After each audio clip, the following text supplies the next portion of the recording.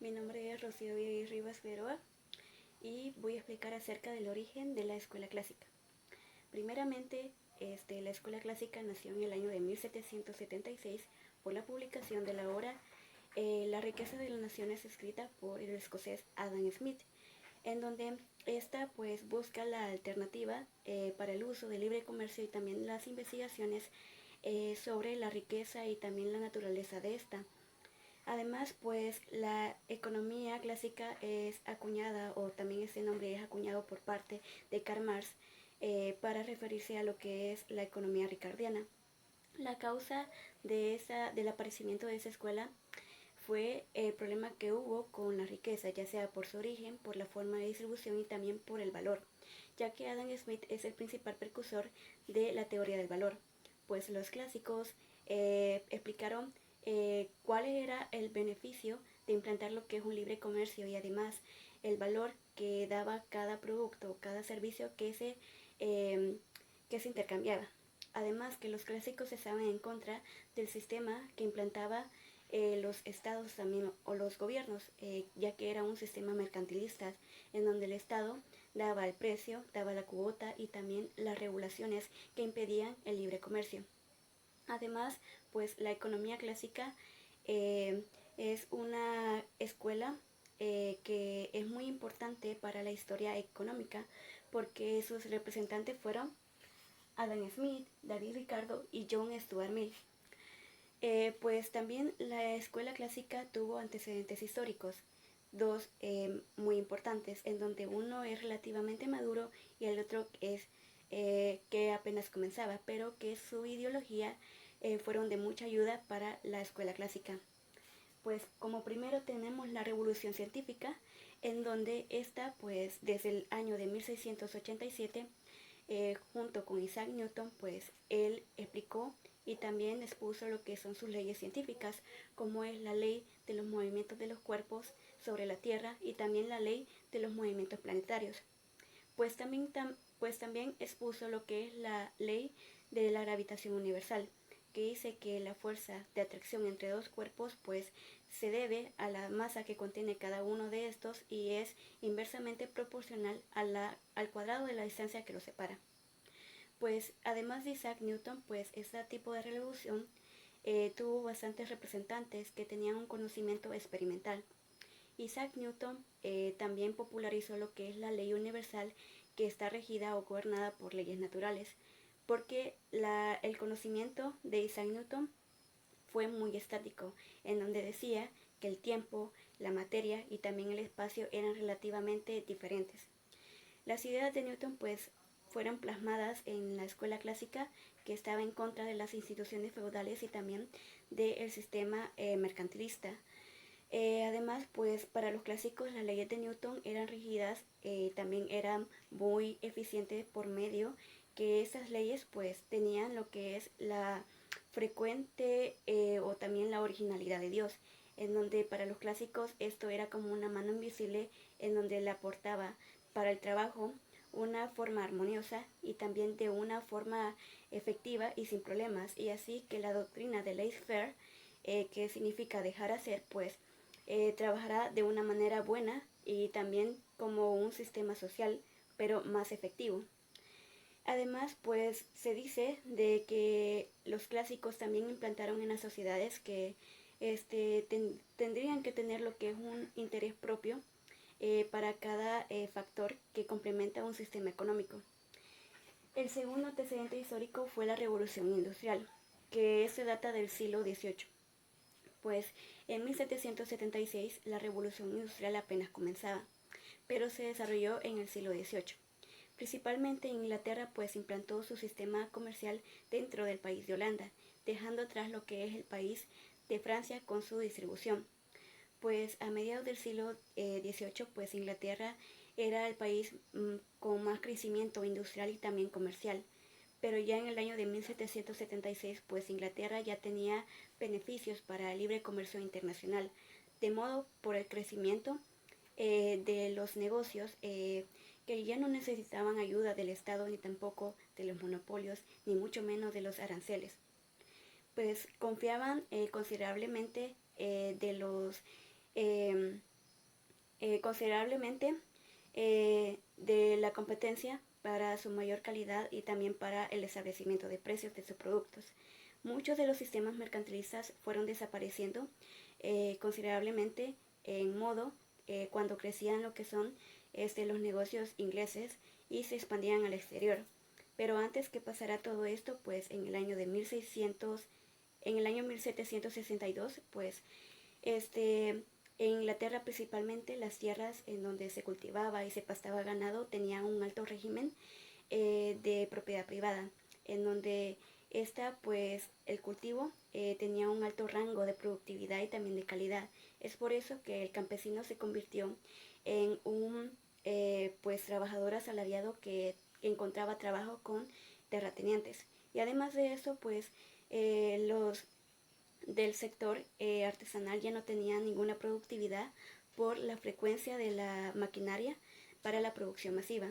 La consecuencia que tuvo ese tipo pues, de propiedad privada fue el incremento de la tasa de nacimiento y también de la mortalidad y también el alto rango de, pues, de oferta de mano de obra y pues el gobierno lo que hizo fue mantener lo que es un salario mínimo y para los pues comerciantes o también para los que tenían industrias ingleses este tipo de doctrina era la más fácil para tener lo que es un comercio. Pues ese tipo de doctrina se conoce como la liberación económica, en donde sus bases son la liberación de la persona, también la propiedad privada, la empresa privada y también la poca interferencia del Estado o también el gobierno en sistemas económicos.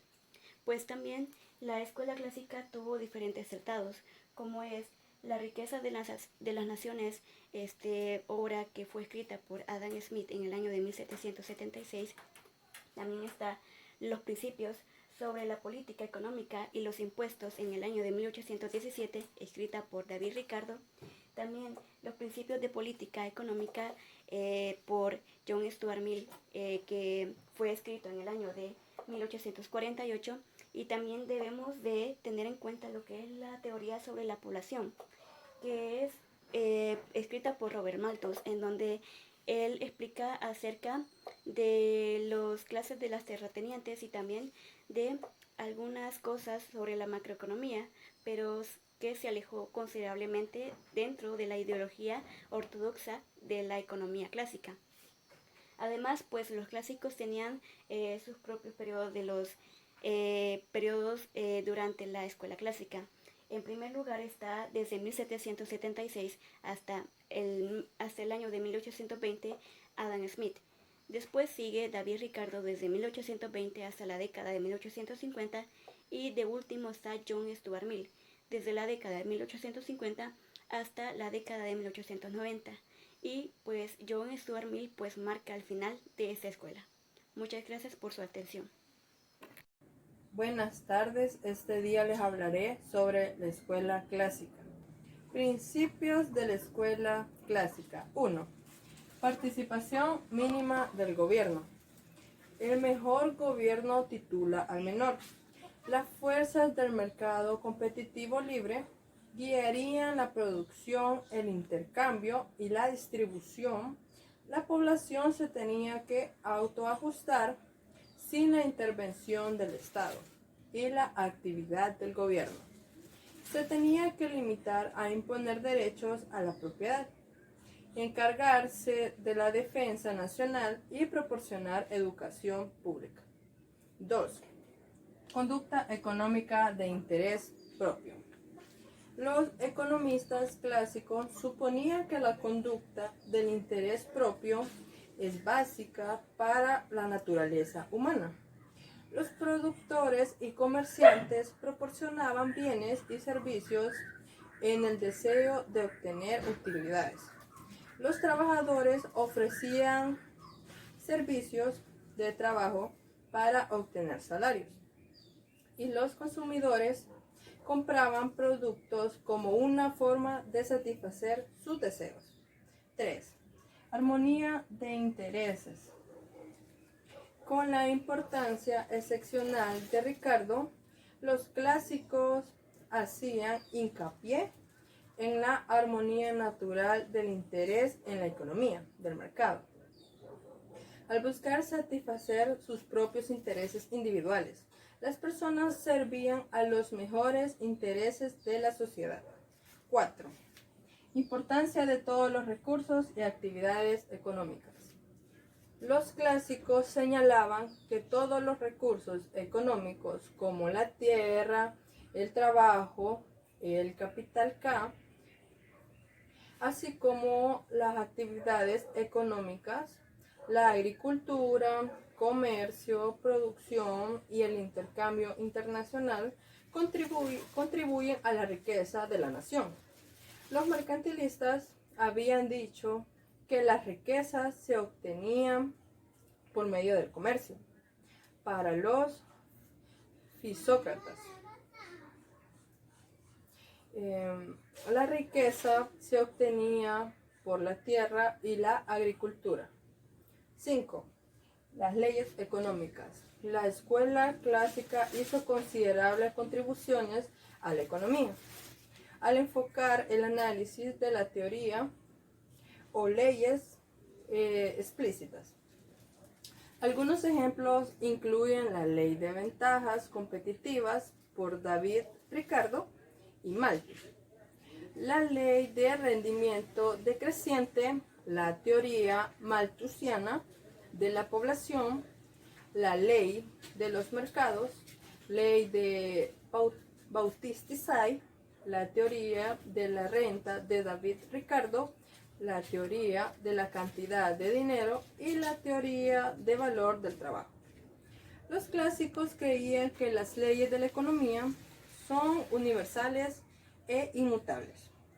Bueno, les mencionaré algunas características de la escuela clásica. Número 1.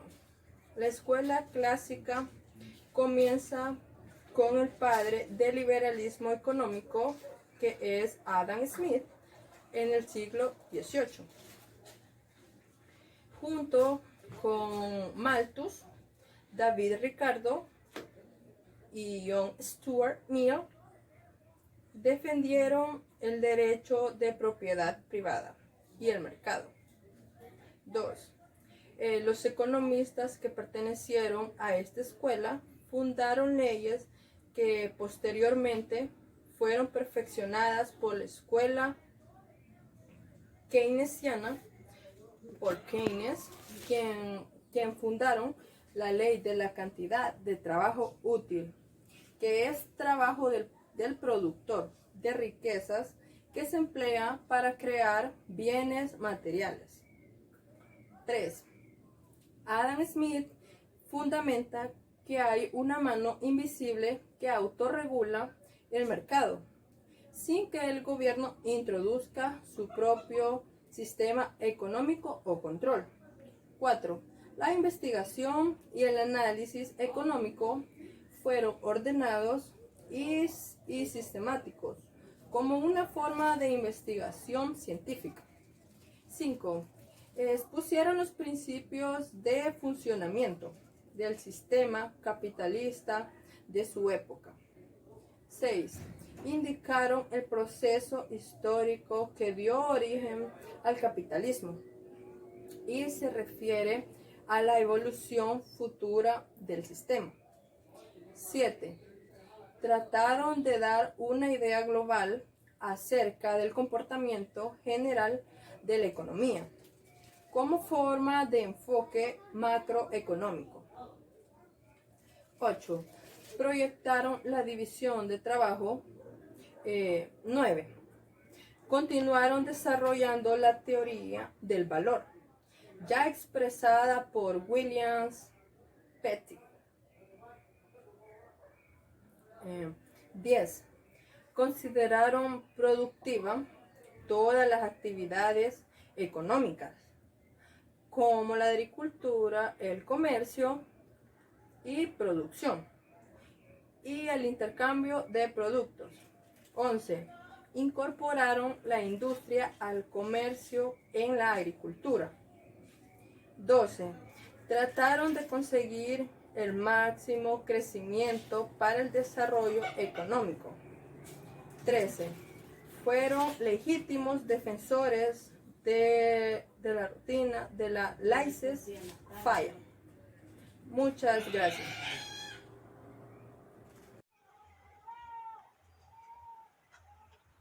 Tengan todos y todas un buen día. Mi nombre es María Cristina Martínez. En esta oportunidad les voy a explicar lo que es el tema 4 del marco teórico, que son los personajes de la escuela clásica y sus aportes. Les empezaré hablando sobre dos autores, lo que son Adam Smith y Thomas Robert Malthus. Empezaré hablándoles un poco sobre quién era Adam Smith, su trayectoria y lo que él hizo por esta escuela. Empezando primero por su biografía. Adam Smith nació en Kilcardy, Escocia. Fue hijo de un controlador de aduanas, que de hecho falleció antes de que éste naciera, haciendo que su madre, Margaret Douglas Smith, se hiciera cargo de él hasta el final de sus días, que llegó hasta los 90 años de edad y que ella falleció en 1784. Adam Smith hizo sus estudios primarios en la escuela de Glasgow College, en el cual inició a sus 14 años de edad. Siguió sus estudios superiores estudiando lo que era moral, ciencias políticas e idiomas en el Balliol College, en Oxford, en el cual él terminó graduándose y yéndose al final después a vivir con su madre 2 años, donde realizó sus estudios independientes. A lo largo de su carrera, Adam Smith tuvo el puesto de profesor en la escuela Glasgow College como maestro. Al pasar 2 años, Adam Smith se hizo cátedra de lo que era la escuela de filosofía moral. Después de esto, al hacer su trabajo por 14 años, Adam Smith terminó renunciando porque se hizo tutor del hijo de Charles Townsend, que era canciller de Estados Unidos en aquel entonces, que de hecho al pasar 2 años después tuvo una gran notoriedad en ese país porque él resolvió lo que era el impuesto colonial del té. Al estar en Francia, Adam Smith, ahí mismo, mientras él se hacía cargo de tutor del hijo de Charles Townsend, Adam Smith logró conocer a 2 grandes personajes de la fisiocracia, que eran conocidos como Turgot y Quesnay, que se hizo gran amigo de esto e incluso les hizo motivación a él para seguir sus caminos y admirarlos. Con el paso del tiempo, Adam Smith escribió uno de sus 2 libros grandes, el primero, que fue La teoría de los sentimientos morales, que fue escrito por él en el año de 1759. En este libro, Adam Smith pone sus primeras ideas fundamentales. Luego, ya en el año de 1776, Adam Smith escribe su segundo libro, que fue conocido como La riqueza de las naciones, abreviadamente. No porque en sí el nombre realmente fue la causa y las consecuencias de la riqueza de las naciones. Muy conocido y lo que le dio el auge popular a Adam Smith. Al pasar el tiempo, Adam Smith terminó yéndose a su país de Edimburgo con su madre, en el cual no se sabe realmente del paradero que él tuvo, pero se decía de que toda la fuente de ingresos que él tuvo a lo largo de la tutoría con Charles Townsend logró vivir modestamente y por supuesto todo el dinero que él ganaba se decía que lo hacía en obras caritativas. Adam Smith fue considerado como una persona que era dadivosa con sus amigos y no le molestaba compartir con las amistades que tenía y darle a los más necesitados. Al pasar el tiempo, cuando Adam Smith falleció en el año de 1790, antes de su fallecimiento, se tienen investigaciones de que Adam Smith mandó a quemar todos sus manuscritos por orden de él. Pero en sí no se sabe realmente cuáles fueron las causas y motivos de él para hacerlo. Vamos a hablar un poco ahora sobre la trayectoria de Adam Smith como economista y filósofo escocés. Empezaremos hablando sobre su primer libro, La teoría de los sentimientos morales. En el libro de La teoría de los sentimientos morales hace énfasis principalmente en lo que es la simpatía y la empatía, ya que ambos conceptos son diferentes, pero en el libro él quiere destacar de que el gobierno y el pueblo y la economía puede ser capaz si las personas nos ponemos en el lugar de las otras personas, si podemos hacer felices a los demás sin buscar nuestro propio bienestar común y ver también cómo ellos alcanzan su felicidad individual. Al pasar el tiempo, la teoría de los sentimientos morales daba auge a un siguiente volumen. Sin embargo, era un libro completo. Pero al pasar el tiempo, en 1776, es cuando publica La riqueza de las naciones, el libro que lo hizo más famoso, como les decía anteriormente. En este libro, Adam Smith retoma diferentes puntos importantes, como por ejemplo, toma lo que son la división del trabajo, la utilidad, la renta y el salario. En el libro de La riqueza de las naciones está constituido por 900 páginas. En estas 900 páginas, Adam Smith habla acerca, como les decía, la división de trabajo. Les hablaré un poco de cada uno para que puedan entender un poco de lo que Adam Smith quería transmitir en sus enseñanzas. En La riqueza de las naciones, al hablar sobre la división de trabajo, decía Adam Smith que al dividir el trabajo hacía que cierto grupo de la población trabajadora hiciera menos de lo que realmente hacían un par de horas. Lo que quiere decir que para Adam Smith era mejor dividir el trabajo en diferentes áreas y no solamente en una para tener mayor productividad de lo que se estaba haciendo. Hablaba también sobre lo que era la renta. Adam Smith era uno de los economistas que pensaba que la renta era importante para la hora de sacar un precio de mercado. Sin embargo, fue una teoría que todavía hasta la fecha se siente un poco inexacta, a lo cual aparece después Karl Marx y David Ricardo ampliando un poco sobre su teoría que estaba incompleta. Pero es necesario recordarla porque él fue el que tomó énfasis en este punto. También toca lo que es la utilidad. Para Adam Smith era importante hablar sobre la utilidad porque la cuestión es que él pensaba que los mercantilistas estaban errados en sus opiniones y por eso se considera a Adam Smith como precursor de la frase laissez-faire, laissez-passer, dejar ser, dejar pasar, en el cual Adam Smith apoyaba inmensurablemente a los fisiócratas, porque él creía que el mercado debería ser libre y que cada vendedor, cada trabajador y cada parte del gobierno tenía sus propias funciones y debían esos trabajar en diferentes fuentes, en los cuales el gobierno no tenía que intervenir, pero tenía por qué ayudar a estos trabajadores a poder incrementar sus ingresos y sus fuentes de empleo.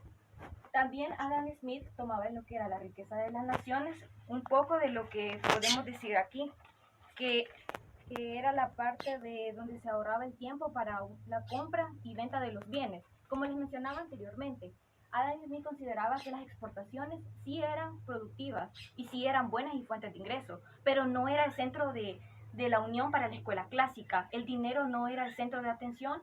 Por lo tanto, Adam Smith combinó lo que era la tecnología, el trabajo y la fuerza del hombre, haciendo un solo factor productivo de importancia. También habla lo que es un poco de lo que las personas podrían hacer al combinar lo que era la empatía, dejando fuera el egoísmo, considerando la teoría de los sentimientos morales. Ambos libros se consideran uno después del otro, a pesar de que las publicaciones de ambos fueron en diferentes tiempos. Adam Smith resultó ser un gran personaje de la escuela clásica porque él pone todas las bases fundamentales y fue inspirador para muchas personas. Se dice que Adam Smith fue influenciado por varios factores. El primero de ellos, el positivismo que había en aquel tiempo, en el cual Adam Smith vivía, donde se combinaba la tecnología y empezaba a resurgir después de la Revolución Industrial. Se habla también de la segunda influencia que tuvo, que fue el de los fisiócratas, como antes se les mencionaba, Quesnay y Turgot, que fueron grandes amigos íntimos y le explicaban a Adam Smith un poco de lo que ellos creían, haciendo que Adam Smith tuviera sus propias hipótesis. Y la tercera persona, Francis Hutcheson, que fue su instructor en la escuela de Glasgow College, donde Adam Smith aprendió de él lo que era la parte ya moral sobre la ética del trabajo. Y él enseñó a Smith un poco sobre la teoría de los sentimientos morales, lo que lo inspiró y lo motivó a hacerlo.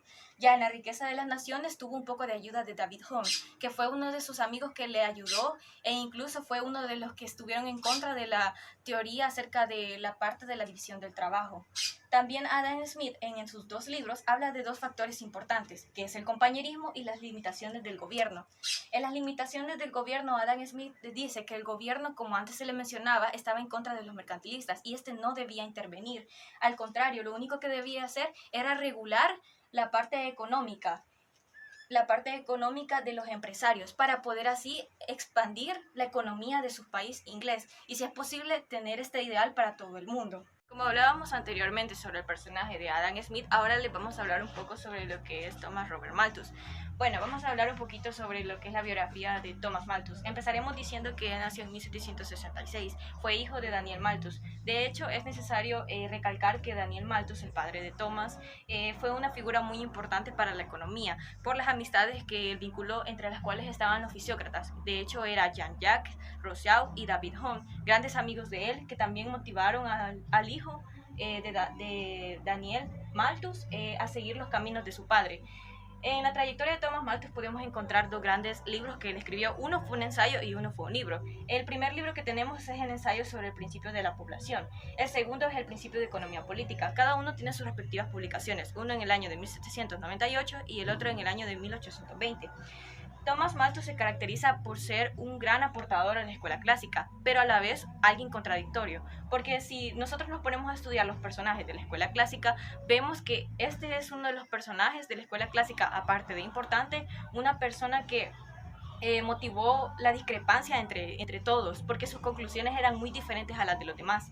Él, aparte de ser un economista, filósofo y estudiado de la escuela de Jesus College en Cambridge en 1758, resulta ser un gran demógrafo, en el cual en el primer ensayo que tenemos, que publicó en 1798, hace ver énfasis de sus conocimientos, donde se da cuenta que en aquellos tiempos, cuando pasó la revolución industrial, hubieron factores negativos de pobreza, aumentó la pobreza, la escasez de los recursos, y la mayor pregunta de la economía es preguntar, ¿por qué es que sucedía esto? Entonces Thomas Robert Malthus empezó a escribir su ensayo sobre el principio de la población, teniendo bien en claro la situación que pasaba en esos momentos, lo que era el país de Inglaterra, haciendo sus estudios y demostrando en el ensayo lo que eran los diferentes controles, lo que les mencionaba sobre lo que él decía de la población, como el control positivo y el control preventivo. Les hablaré un poco sobre lo que era el control positivo y preventivo. Primero empezaré por el preventivo. Para Thomas Malthus, el gobierno tenía que aprender a limitar junto al pueblo el crecimiento de la población, porque para Thomas Malthus la población crecía de forma geométrica, es decir, 2, 4, 6, 8, 10. Y esto era en aspecto negativo, porque mientras la población crecía, disminuían los recursos, haciendo que entonces, como los recursos disminuyeran, la población aumentara sus necesidades. Y lo peor de todo era no dejándoles a las futuras generaciones recursos para satisfacer sus necesidades o su subsistencia.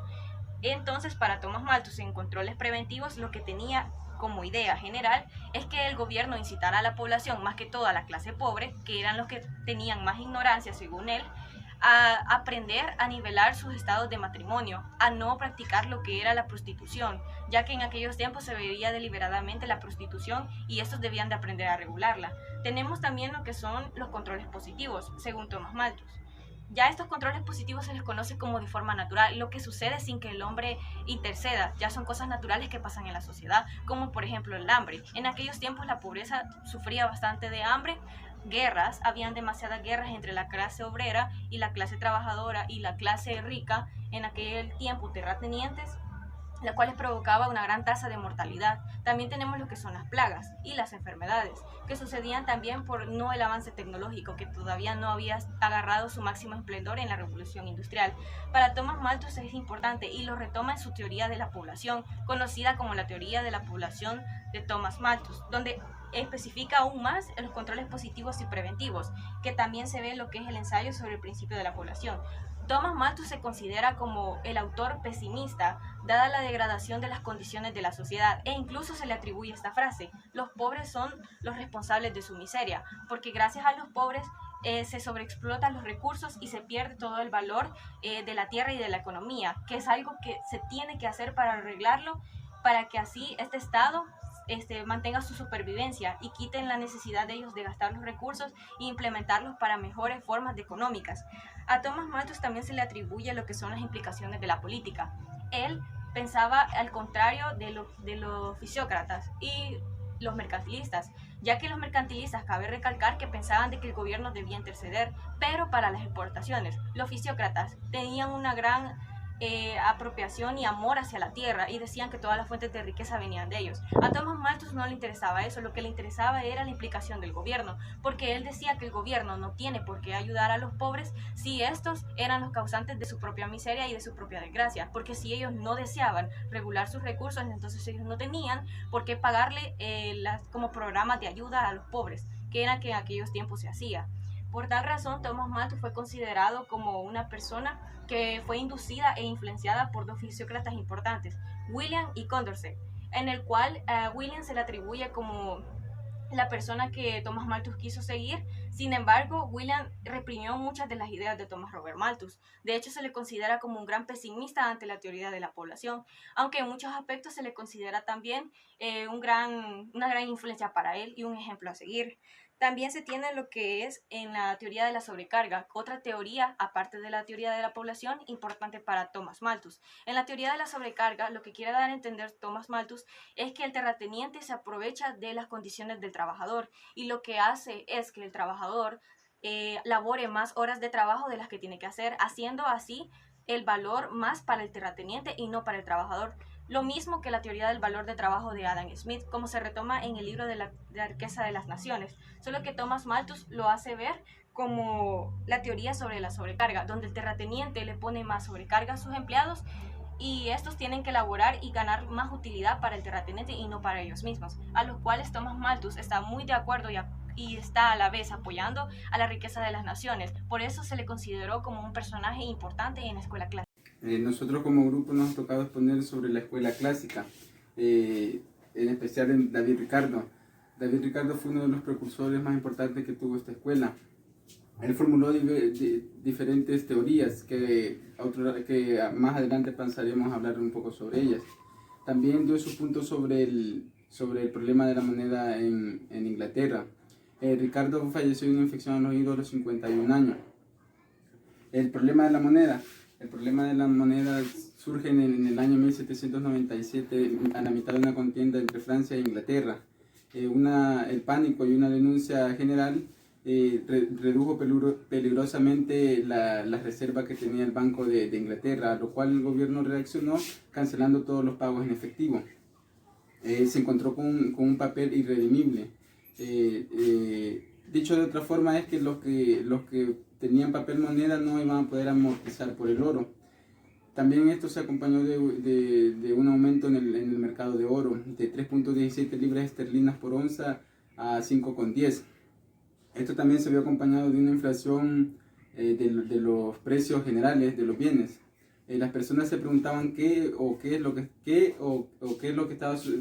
estaba ocasionando ese problema, ese aumento en el mercado de oro, y qué podían hacer para detenerlo. En ese entonces Ricardo estaba efectuando transacciones con el banco que implicaban fuertes sumas de dinero.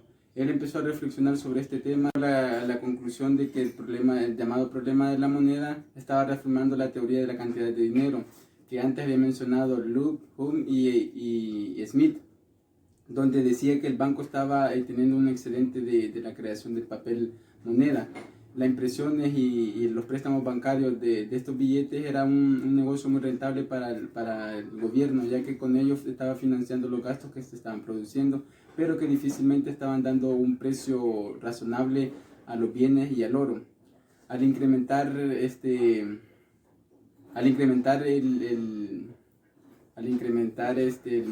la demanda del dinero, también se aumentaron los precios en los bienes.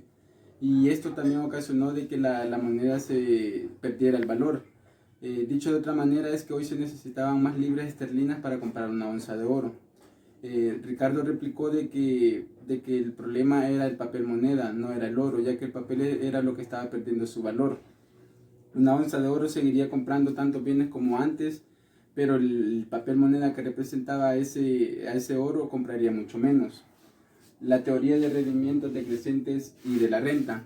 Las leyes de los rendimientos decrecientes y las rentas fueron elaborados por Ricardo en respuesta a un conflicto que se estaba dando o a un debate que estaba surgiendo en esa época en cuanto a las leyes del maíz. Las leyes decrecientes datan de la época del funcionario gubernamental y fisiócrata francés Turgot. En el año 1815, Ricardo, Malthus, West y Torrens reformularon esos principios para aplicarlos a la renta que se estaba dando en ese tiempo en la tierra.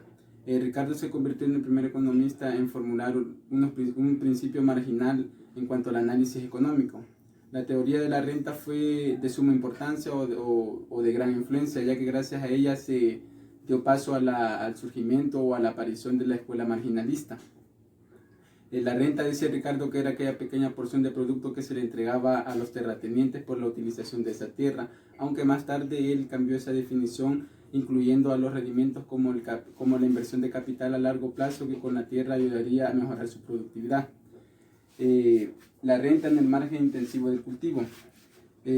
Gracias a las leyes de rendimientos, la renta también se daba en el cultivo. Si sucesivas cantidades de unidades de trabajo y capital eran añadidas a una pequeña porción de tierra cuando la tecnología siempre se mantenía constante, esas unidades añadidas siempre se iban a sumar menos a la producción.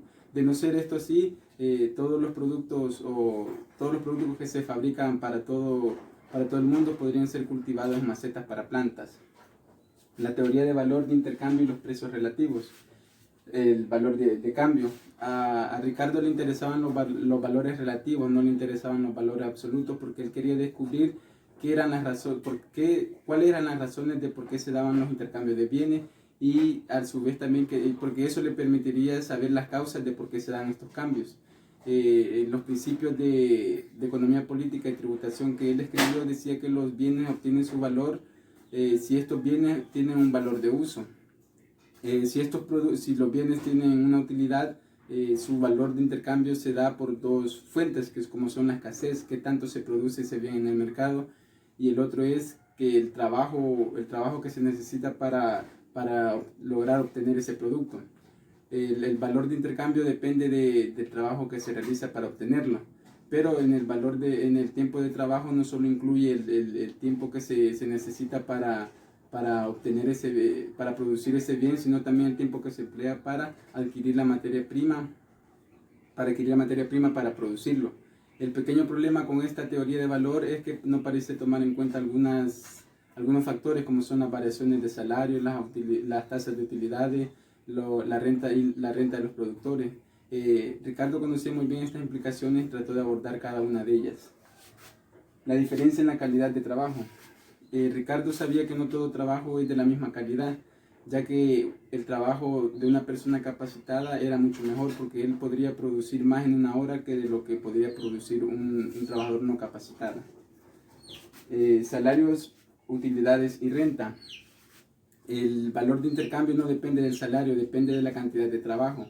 Los trabajadores más capacitados naturalmente percibirán un salario más alto que el de los no capacitados, ya que el trabajo que realiza un trabajador capacitado es un poco más complejo que el que realiza un no capacitado. Precios relativos. El trabajo es la base del valor de los bienes, pero el precio se define conforme al valor o precio natural. Si en el mercado aumenta el precio por encima del precio natural, la tasa de utilidad será más alta, pero se necesitará más capital para para producir estos bienes. Y si el precio en el mercado baja, el capital deberá salir de las industrias. La distribución de ingresos.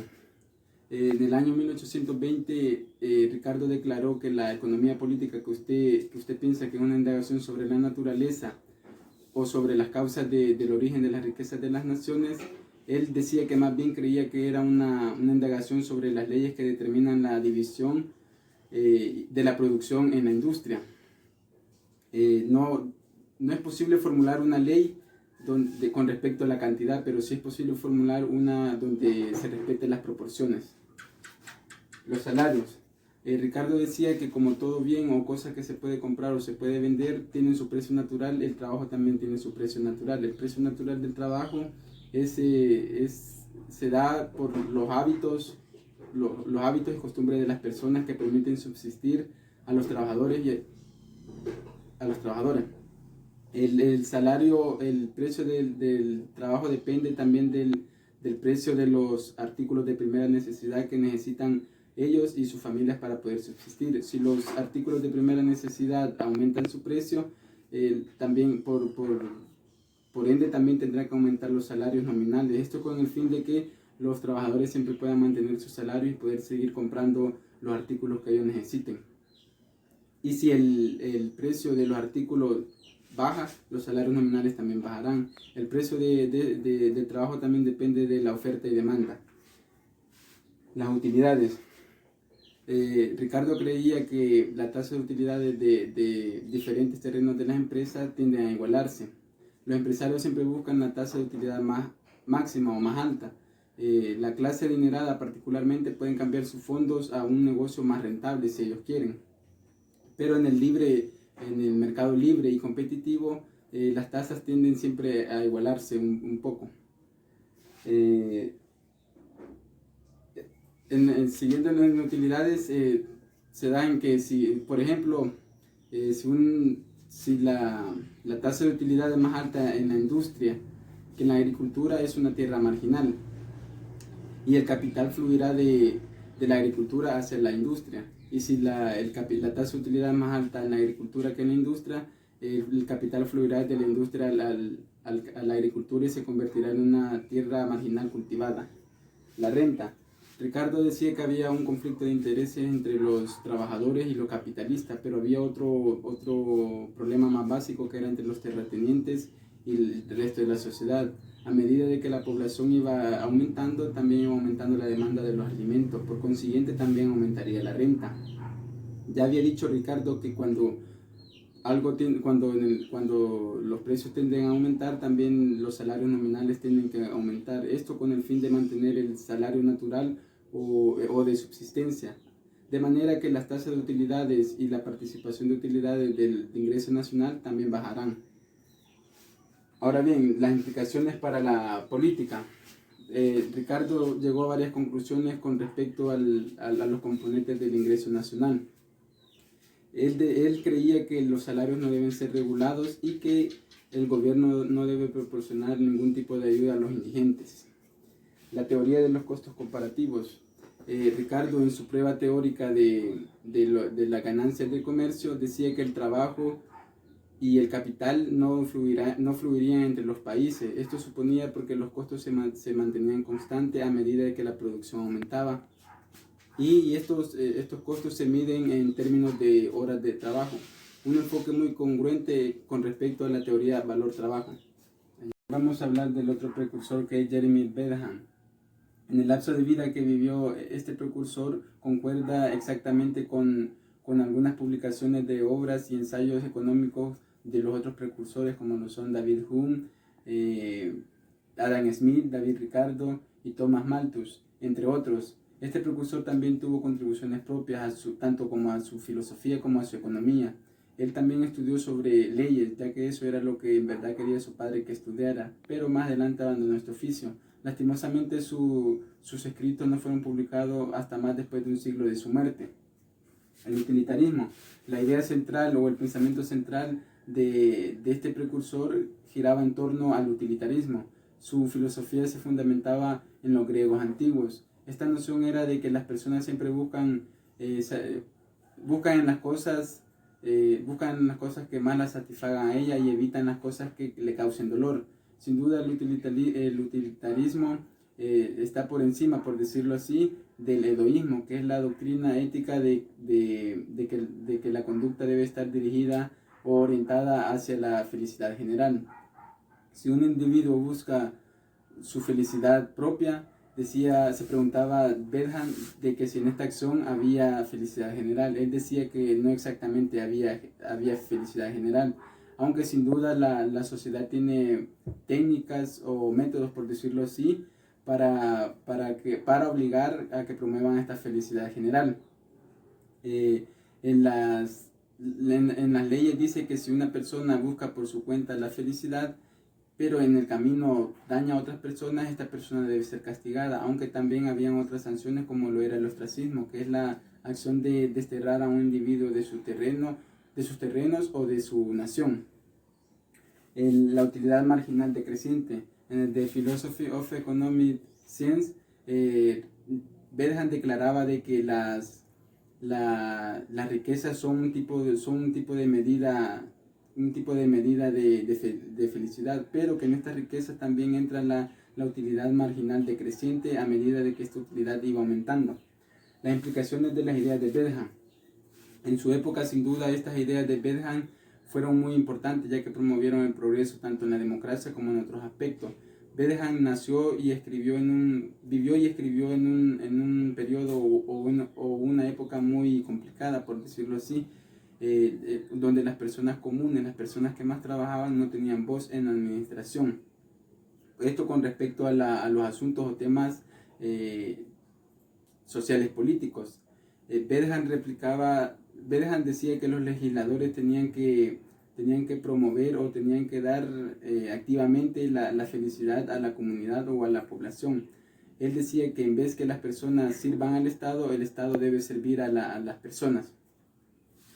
El legado de Bentham a la economía. Sin duda un legado muy importante que dejó este precursor fue el del utilitarismo, ya que es la base fundamental de algunos sistemas económicos como lo son de David Ricardo y de algunos precursores de la escuela marginalista, como por ejemplo el de Stanley Jevons.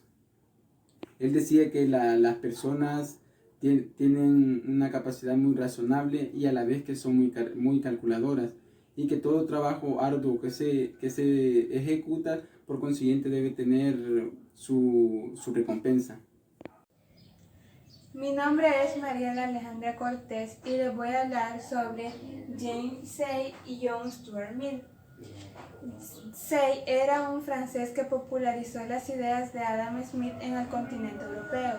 Su principal obra, Tratado de Economía Política, se publicó en 1803. Say se convirtió en el profesor de economía política después de haber pasado numerosos años dedicado a los negocios. La teoría del valor, costos de monopolio y distribución empresarial. Se oponía a la teoría del valor del trabajo de la escuela clásica y la reemplazó con la oferta y demanda, que a su vez están reguladas por los costos de producción y la utilidad. De esta manera, que en algunos aspectos su análisis era más avanzado que el de David Ricardo. Sin embargo, el análisis de Say sobre la oferta y demanda no incluía el desarrollo de programas que mostraban las relaciones de precio-cantidad como lo hizo Marshall. Utilizaba los términos de oferta y demanda en una forma bastante vaga e imprecisa.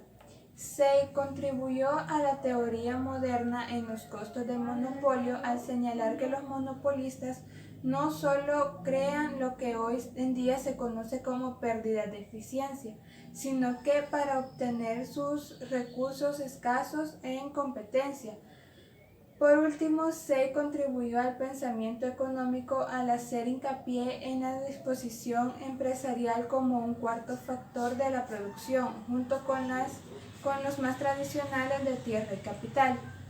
John Stuart Mill fue un economista más grande de la escuela clásica, sin duda el más relevante desde la muerte de David Ricardo. En 1803, Mill hizo algunas contribuciones significativas y se sistematizó y popularizó todo el conjunto del pensamiento económico de sus predecesores de la escuela clásica.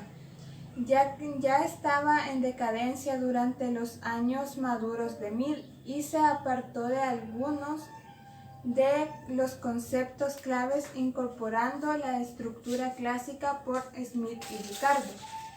La obra de Mill, Principios de la Economía Política, se divide en 5 libros.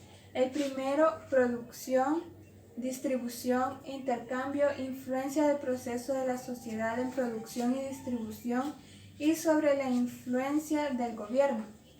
Estos temas proporcionan la estructura en varios capítulos. El primero es la producción.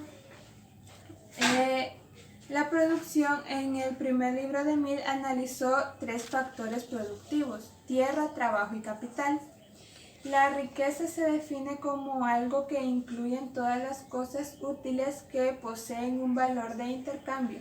Solo se incluyen objetos materiales debido a que los únicos que pueden acumular el trabajo productivo incluye solo aquellas clases de esfuerzos que producen utilidades incluidas en los objetos materiales.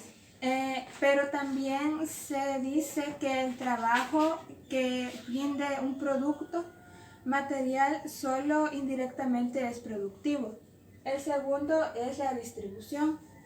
En el segundo libro, Mill empezó con su famosa declaración trascendental: las leyes y condiciones de la producción de la riqueza comparten el carácter de las verdades físicas.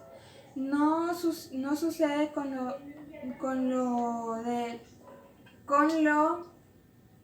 las distribuciones de las riquezas, que es exclusivamente un asunto de las instituciones humanas.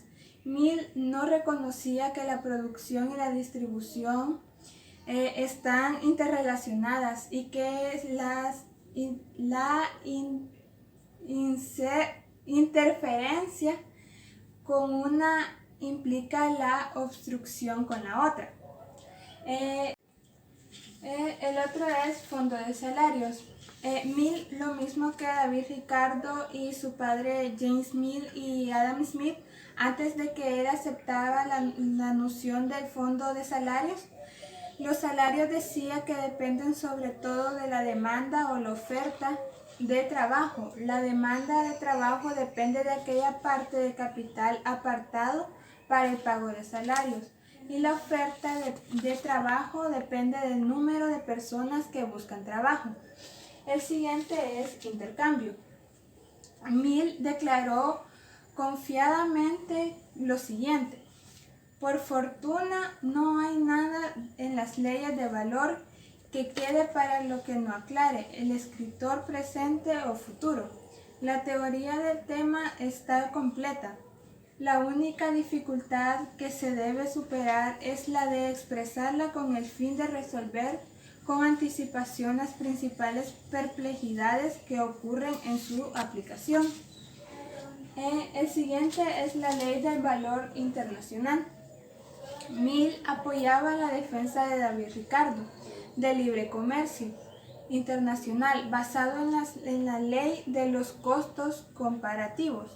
Para esta ley, Mill añadió otra ley de valores internacionales.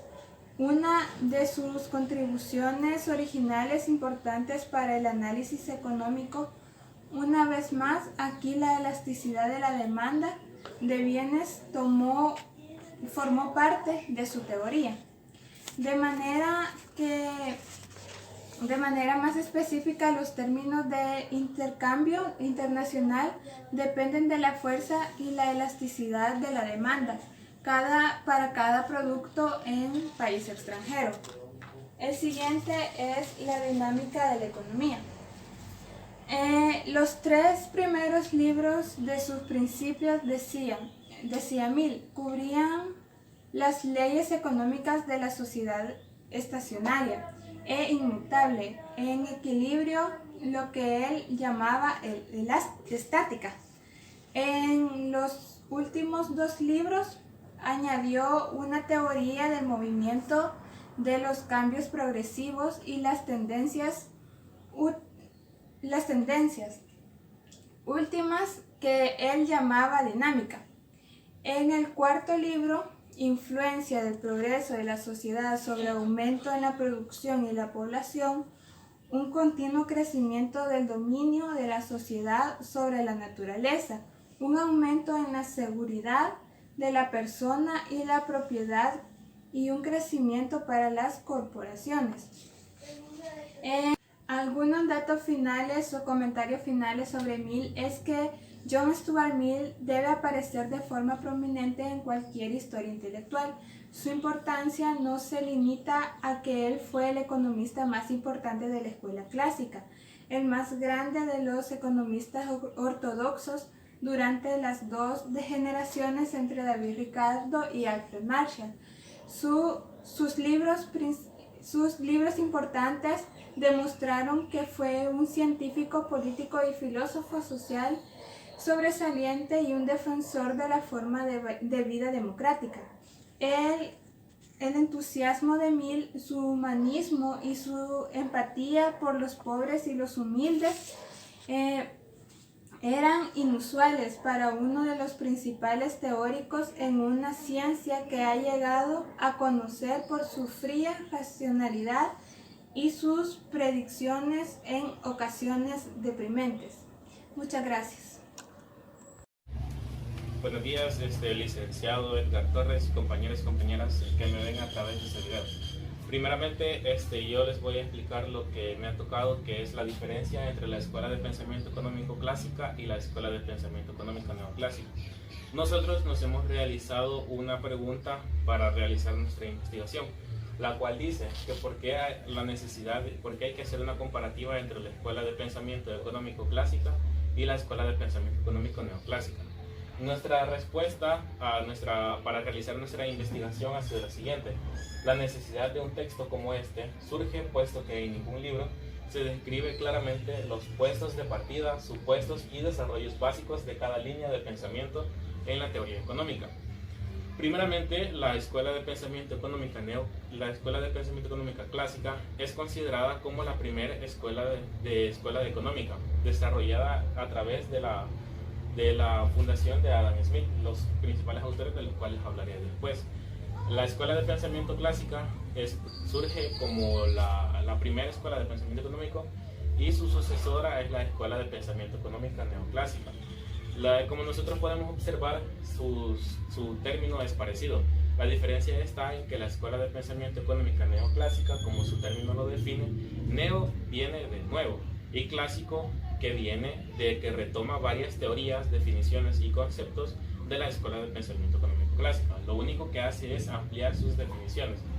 Primeramente, tenemos los principales autores de la escuela de pensamiento económico clásica, el primero es Adam Smith, el cual nace en el año 1723 y fallece en el año 1790. Adam Smith es considerado uno de los principales, es considerado el fundador y el fundador de la escuela de pensamiento económico clásica. Es por eso que Adam Smith desarrolla lo que es una investigación para poder plantearse una teoría, la cual se denomina la teoría de los sentimientos morales. Esta teoría nos habla de que existen fuerzas morales las cuales frenan el egoísmo para que las personas puedan vivir en una sociedad viable. Como segundo autor importante de la escuela de pensamiento económico clásica tenemos a Thomas Robert Malthus, el cual nace en el año 1766 y fallece en el año 1834. Thomas Robert Malthus es considerado uno de los más importantes fundadores, desarrolladores de la escuela de pensamiento económico clásica. Lo único que, así como fue muy importante, al mismo tiempo fue muy polémico, debido a problemas que tuvo en su época. Thomas Robert Malthus, sus desarrollos objetivos más importantes fueron que observó los diferentes temas, como los cuales son el desarrollo del crecimiento poblacional, además del desarrollo de la metodología de la contabilidad del PIB o Producto Interno Bruto. Thomas Robert Malthus fue muy importante en que desarrolló lo que es la teoría de la demanda agregada o demanda total. Luego, como tercer principal autor de la escuela de pensamiento económico clásica, tenemos nosotros a David Ricardo. David Ricardo, el cual nace en el año 1766 y fallece en el año 1823. Al mismo tiempo fue contemporáneo de la época de Thomas Robert Malthus. David Ricardo fue considerado uno de los más importantes desarrolladores de la escuela de pensamiento económico clásica. Y David Ricardo, junto con un grupo de eruditos que él tenía, los cuales se encargaban de difundir sus ideas de la escuela de pensamiento económico clásica, los sucesores de David Ricardo, fueron los encargados de desarrollar y de ampliar sus teorías, permitiendo que estas teorías avanzaran hacia la escuela de pensamiento económica neoclásica. Como cuarto tenemos a John Stuart Mill, el cual John Stuart Mill nace en el año 1803 y fallece en el año 1873. John Stuart Mill es considerado uno de los más importantes también desarrolladores de la escuela de pensamiento económico clásica.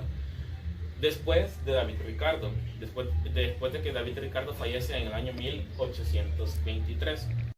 Bueno, continuando con las diferencias entre la escuela de pensamiento económico clásica y la escuela de pensamiento económica neoclásica, nosotros hemos notado de que existe una confusión entre la escuela de pensamiento económico clásica y la escuela de pensamiento económico neoclásica. La escuela de pensamiento económico clásica dice que nace en el año 1776, mientras la escuela de pensamiento económico clásica logra triunfar ante la escuela clásica después del año 1870. Como nosotros podemos observar mediante las fechas, nos dan a indicar que primero nace la escuela de pensamiento económico clásico y después nace la escuela de pensamiento económico neoclásico.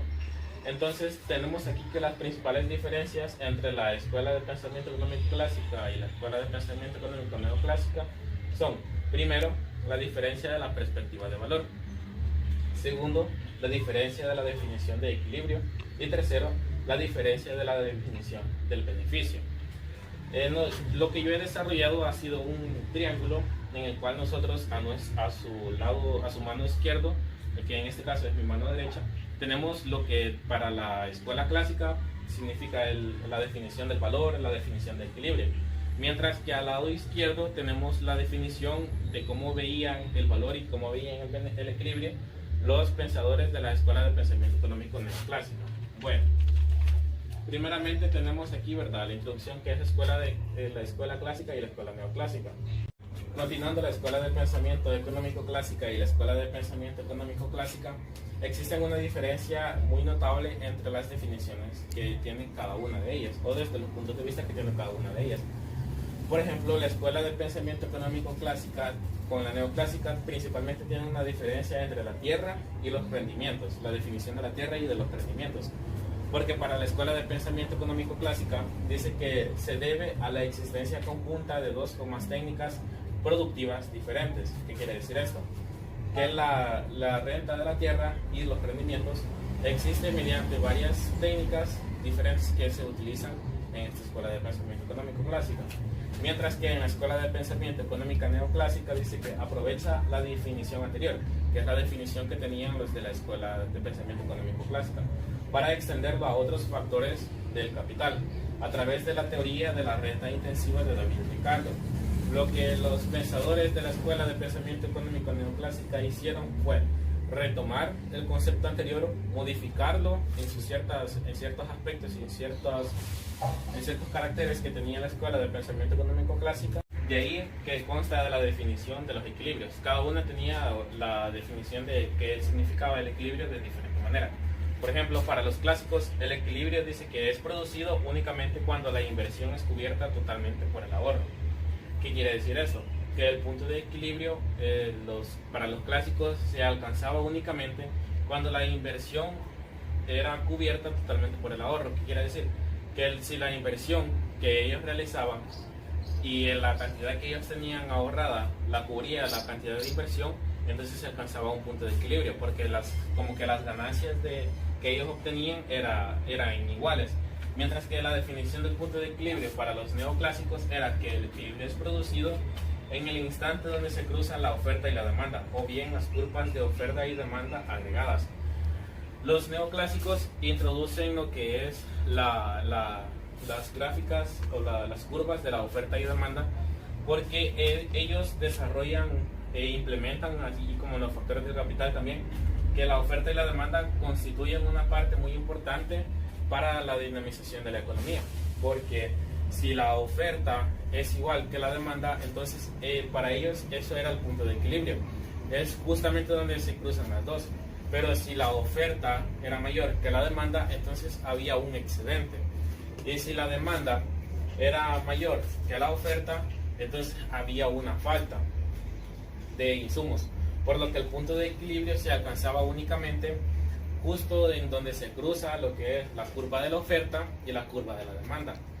Ambas curvas podría decirse que son ascendentes, porque mientras la curva de la oferta asciende, así asciende la curva de la demanda, pero al mismo tiempo pueden tener un valor, una pendiente negativa, porque si la demanda no es suficiente y la demanda empieza a recaer, pero si la oferta empieza a aumentar, entonces también se puede decir de que pueden tener ambas signos, tanto la positiva, pendiente positiva, como pendiente negativa. Pero lo que nos va a importar en sí no es el signo de la pendiente, sino que lo que nos va a importar es el punto en el que se cruzan ambas, en el que ambas se interceptan, en donde se unen las dos, que para los neoclásicos ese era el punto de equilibrio. Mientras que el valor que tenía como concepto la escuela de pensamiento económico clásica dice que tiene una perspectiva del valor referente a la producción. ¿Qué quiere decir esto? Que el valor va a ser exclusivamente relacionado a la producción. Si la producción es mayor, entonces el valor va a ser mayor. Y mientras que para la escuela de pensamiento neoclásico tienen una idea de valor referente a la percepción. ¿Qué quiere decir esto? Que para los neoclásicos el valor era cuando ellos percibían la cantidad, por decirlo así, un ejemplo, que ellos percibían el dinero de una venta, entonces ese era el valor. Mientras que para los clásicos el valor era la cantidad de producción.